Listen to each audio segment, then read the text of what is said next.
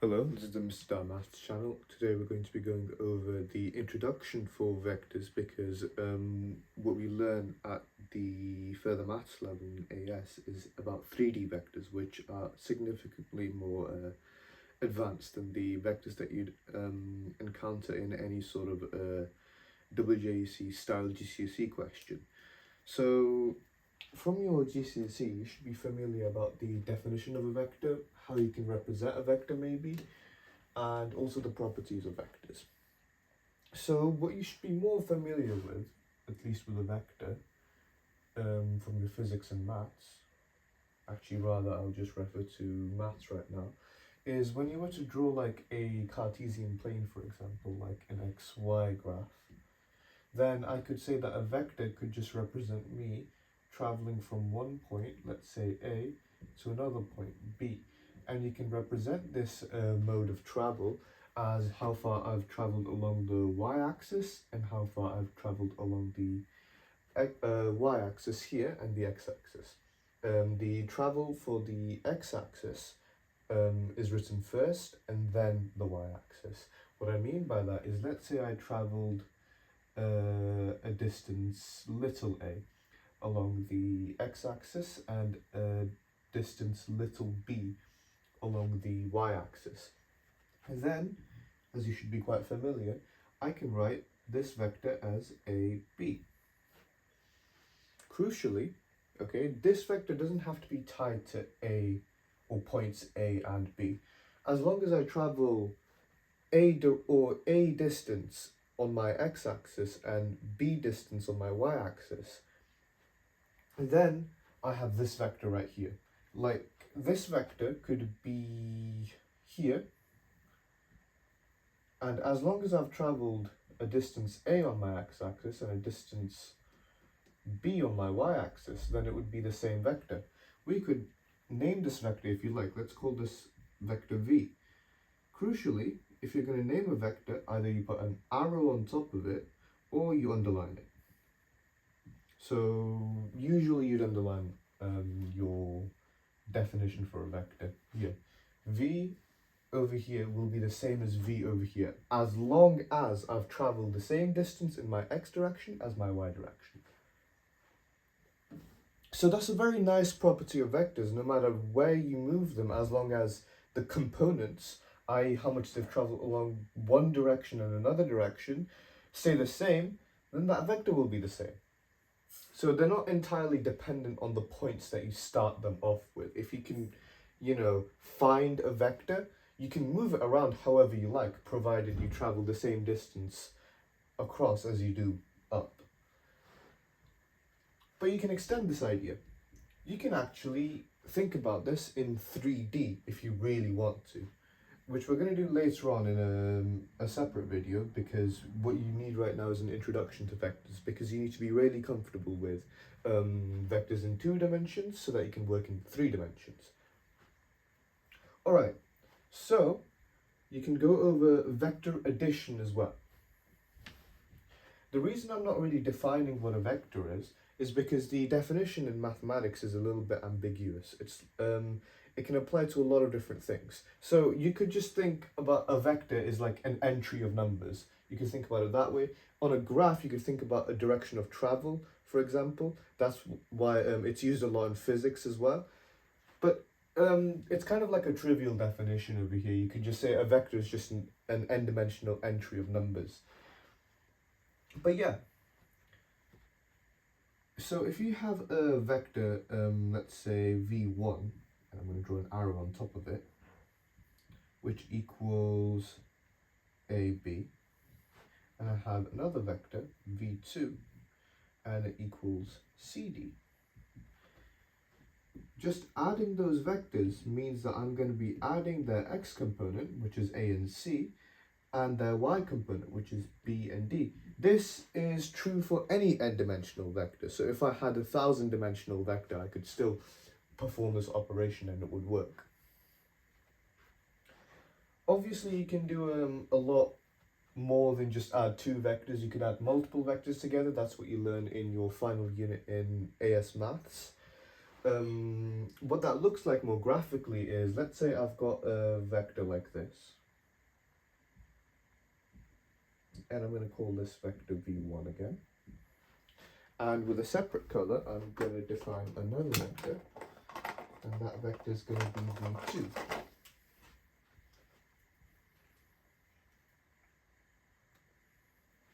So maybe that vector looks something like this. Okay, so the sum of these vectors, okay, you could either look at this as a parallelogram, which is called the, sometimes in physics it's called the parallelogram of forces. But essentially what the idea is, you can move these vectors around, right? And what you can do is, you can essentially kind of connect them at one point, and you can see that if you were to reflect this parallelogram, okay, because this is vector v1 over here, and this is vector v2, I've kind of duplicated these vectors so that they are the same, but they're kind of on opposite ends over here of a parallelogram. So this vector and this vector are the same. Crucially, it's a parallelogram because we know that this vector, its size is the same as this vector's, and so is its direction. Same with this vector and this vector. So that means this side and this side are equal, and this side and this side are equal. So this side is also v2. Clearly, the sum of these vectors is going to get you here to this point. So this vector right here, which is the diagonal between the intersection point for v1 and v2, or the origin point of v1 and v2, will lead to this over here. And we can comfortably say that this vector right here is the result of adding these two vectors that we were originally given. Another nicer way to think about this is you could just connect two vectors head to tail. So essentially what I mean by that is, if I again have my vector v1 and v2,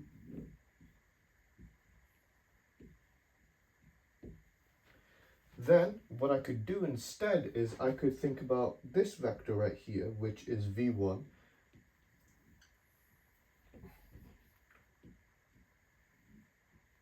here. I could just add my v2 vector on, like this. So the final result, if you draw it properly, of course, unlike me, will be the same. Either way, what you do graphically doesn't matter. It looks exactly the same numerically. It is just the components of x added together, the components of y added together, and later on with 3D vectors, the components of z added together. Of course, this graphical representation has a little bit more relevance in mechanics, and obviously, well, further mech and physics as well.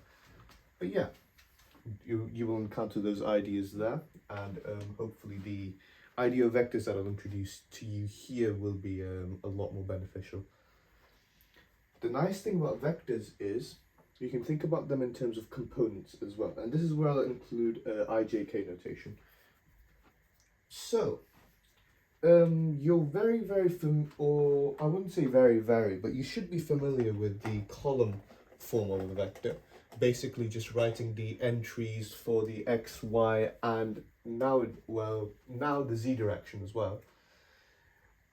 Instead of using columns, like for example, if I have another vector v, which will be, and I'm going to use 3D vectors to illustrate this example now because this is a really simple idea to understand, is let's say we have 2, 3, 1, which is a vector in 3-dimensional space.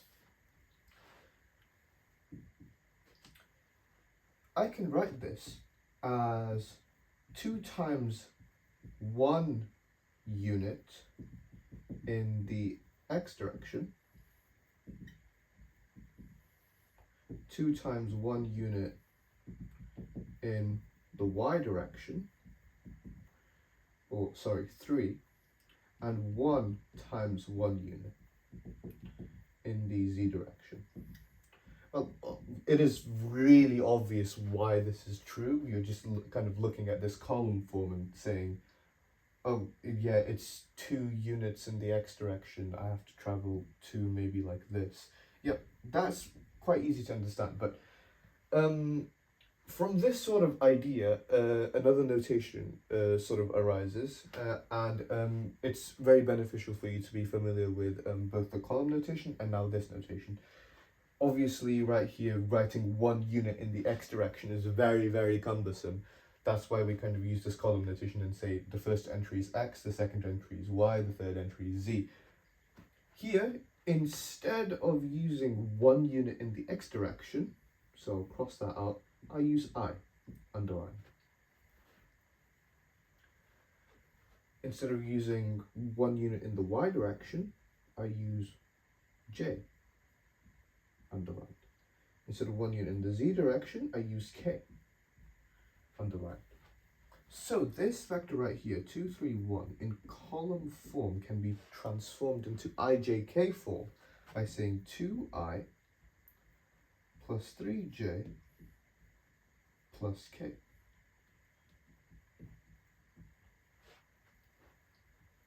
So this is like a pretty simple idea that you can employ. Obviously for higher dimensions you'd have like L, M, N, but we don't bother with those. At most you'll be working with ijk vectors, and in this regard converting between column form and ijk form is pretty simple. Either way, it is what your preference is. It's rarely that a question asks you to give your answer in column form or ijk form, so it's up to you which one you prefer. Most of you, I'd presume, would prefer the column form because you're familiar from it from GCSE. Of course, if you want to find the components of a vector, then you can refer to your formulas in physics, or rather mathematical formulas that are oftentimes used in physics, which I'm sure by this time in the year you should be familiar of it by now. But I will recap it a little bit. Let's say that I have a vector f, usually f because it's a force. I'm not going to bother writing 0, 0 there. And I say that it's offset by an angle theta. And the only thing I know about this vector is its magnitude. So what I mean by these bars over here, okay, is that I'm asking you what the size of this vector is. And the nice thing about that is you should also be familiar with that. It's just a squared plus b squared, i.e. just the length of this magnitude. The direction is just given by an arrow. Okay.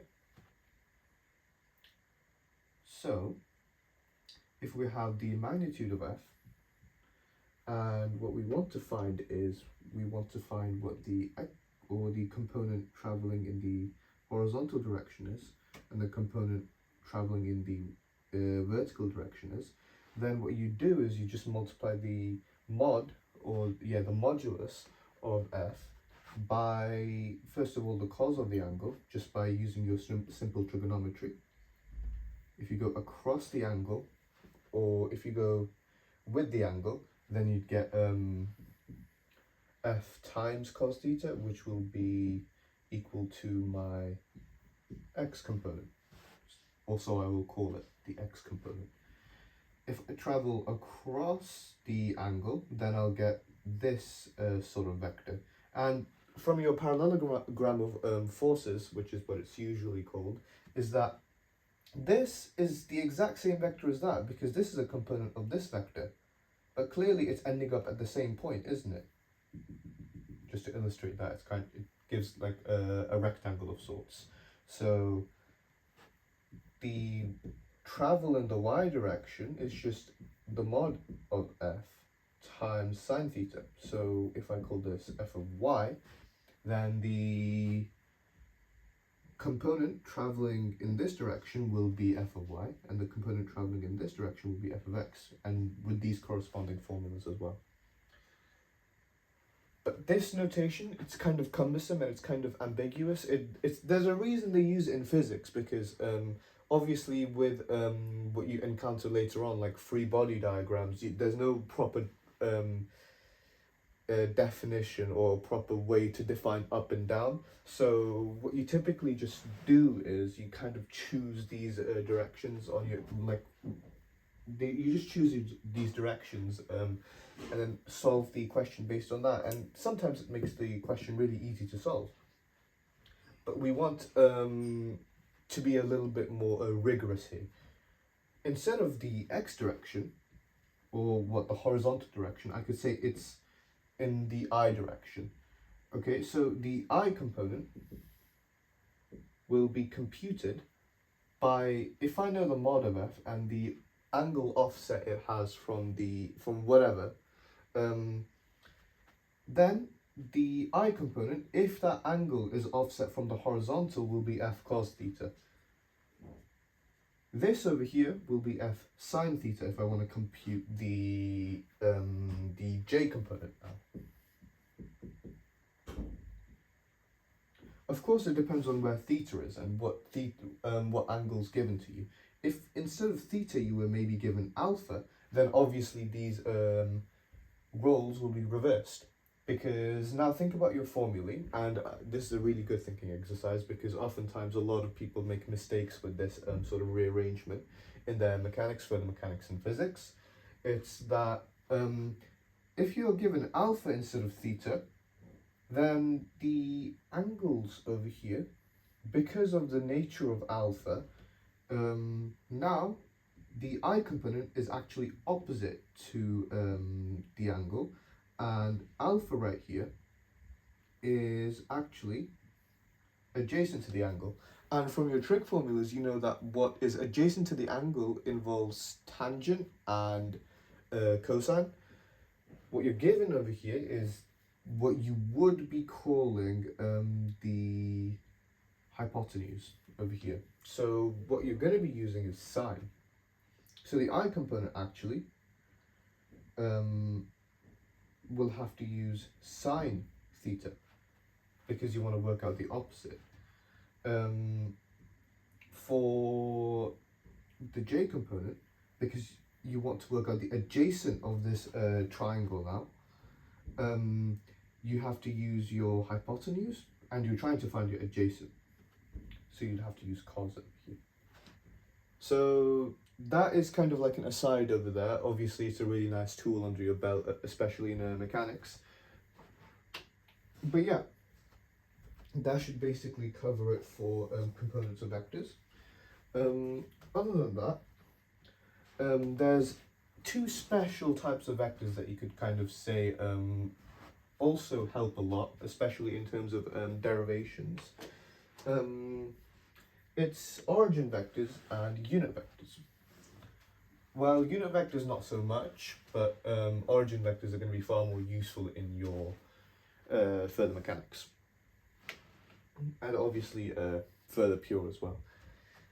So, an origin vector is basically a vector that starts from the origin, as the name suggests.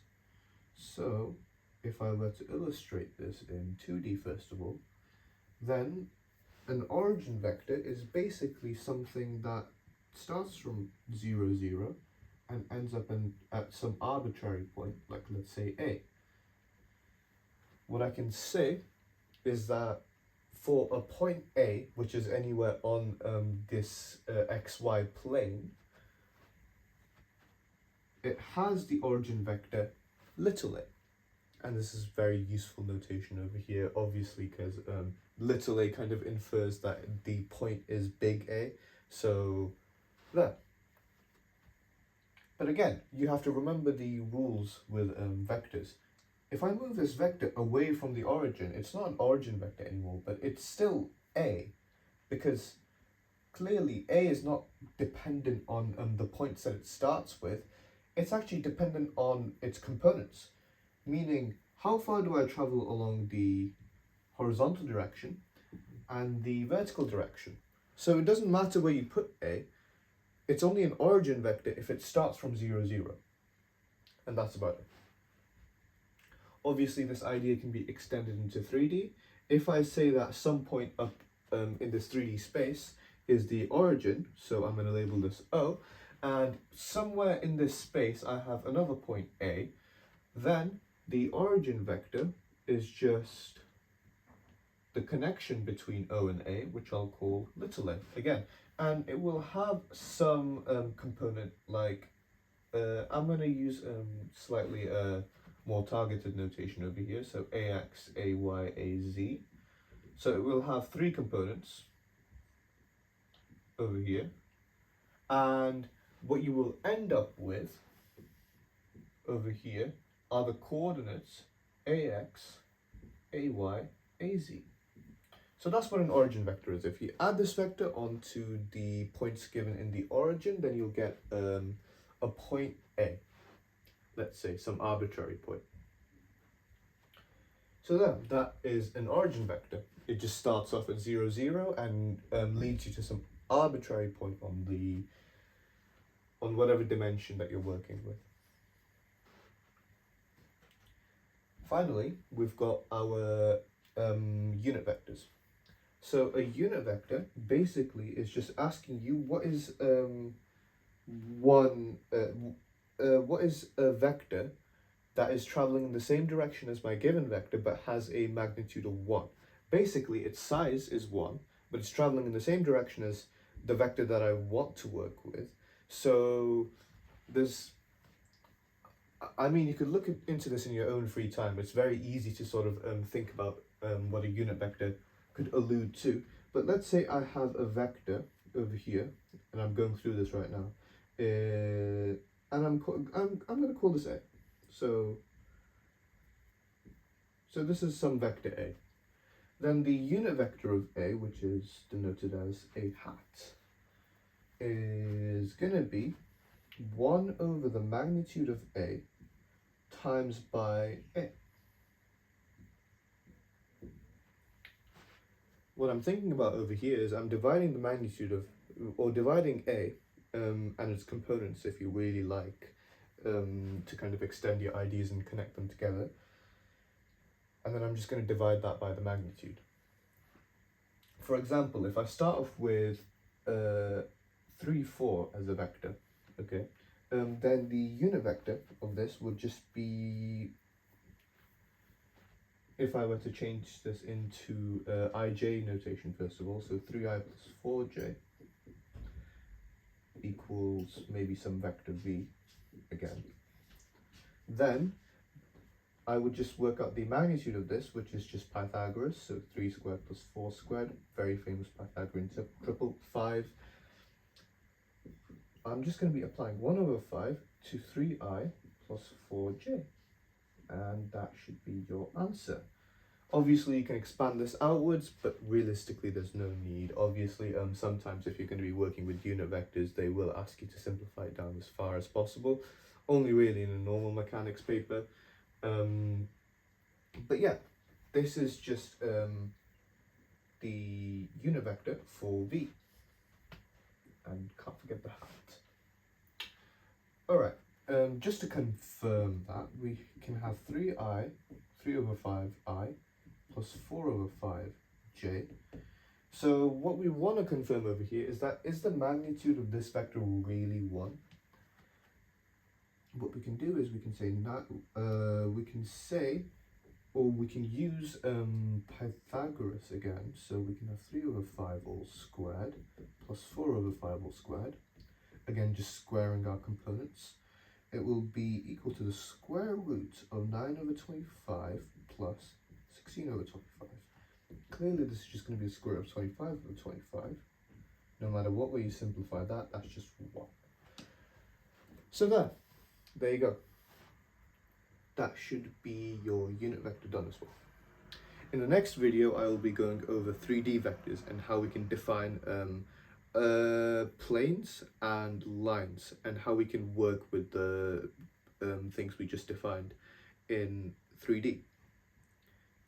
What I do suggest you take from this video is that make sure that your fundamentals on this topic, vectors, are very, very strong, because it's very easy to get lost within the large number of rules and formulas and geometric interpretation that you have to do in 3D vectors, which is honestly a little bit tiring.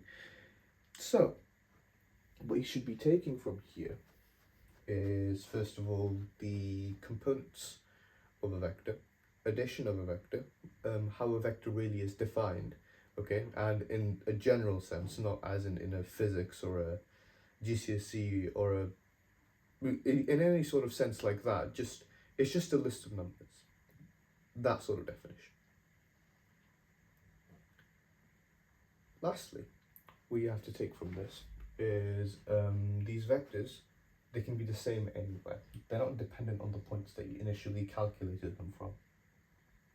And that should be it for this video. Thank you for watching as always.